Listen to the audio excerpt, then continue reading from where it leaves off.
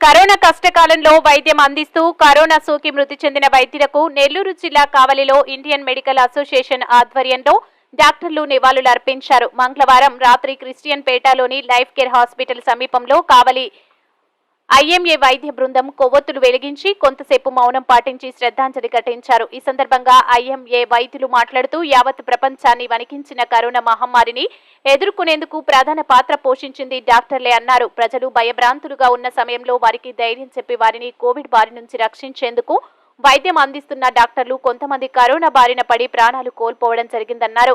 జనవరి 30వ తేదీన కరోనా అమర వైద్యుల దినంగా ప్రకటించడం జరిగిందన్నారు. ప్రతి ఏడాది ఆ అమర వీరులను గుర్తు చేసుకుని నివాళులు అర్పించడం జరుగుతుందన్నారు.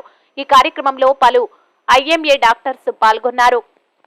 ఎంతో మంది డాక్టర్స్, పారామెడికల్స్ వాళ్ళ యొక్క ప్రాణాన్ని త్యాగం చేసి ప్రజల కోసం వాళ్ళ యొక్క ప్రాణాన్ని త్యాగం చేశారు. వారిని జ్ఞాపకం చేసినట్టు సెంట్రల్ ఐఎంఏ ఈ యొక్క జనవరి 30th ఈ యొక్క కోవిడ్ సమయంలో చనిపోయిన వారిని జ్ఞాపకం చేసుకోవడానికి ఈ యొక్క రోజును పాటించాల్సిందిగా స్టేట్, సెంట్రల్ వైడ్ అందరూ కూడా ఐఎంఏ డాక్టర్స్ ఈరోజు ఈ విధంగా వారిని జ్ఞాపకం చేసుకుంటున్నారు. ఇది ఎంతో బాధాకరమైన సమయము. వారి కుటుంబాలు, మరి ఎంతో వారిని కోల్పోయిన సందర్భంగా మనం తీసుకుంటున్నాం. స్టేట్ వైడ్ గా 200 మెంబర్స్ సార్ చెప్పినట్టు, డాక్టర్ రవి సార్ చెప్పారు. స్టేట్ వైడ్ గా 200 డాక్టర్స్ వారి యొక్క ప్రాణాలు కోల్పోయారు. మరి దేశం మొత్తం మీద 2000 మంది డాక్టర్స్ ప్రాణాలు కోల్పోయారు. ఒక డాక్టర్ ఎంతో మంది కానీ ఎంతో మంది పేషెంట్స్ కోసం వారి ప్రాణాలు కోల్పోయారు. వారు నిజమైన హీరోస్ లైఫ్లో వారి డాక్టర్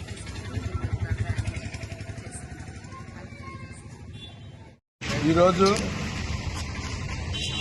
నేషనల్ ఐఎంఏ పిలుపు సందర్భంగా కోవిడ్ మహమ్మారి 2 సంవత్సరాల పాటు దేశాన్ని, ప్రపంచాన్ని అతలాకుతలం చేసిన సందర్భంగా దాంట్లో ప్రజల ప్రాణాలని, ఆరోగ్యాలని కాపాడుకోవడానికి తమ జీవితాలను సైతం లెక్క పెట్టకుండా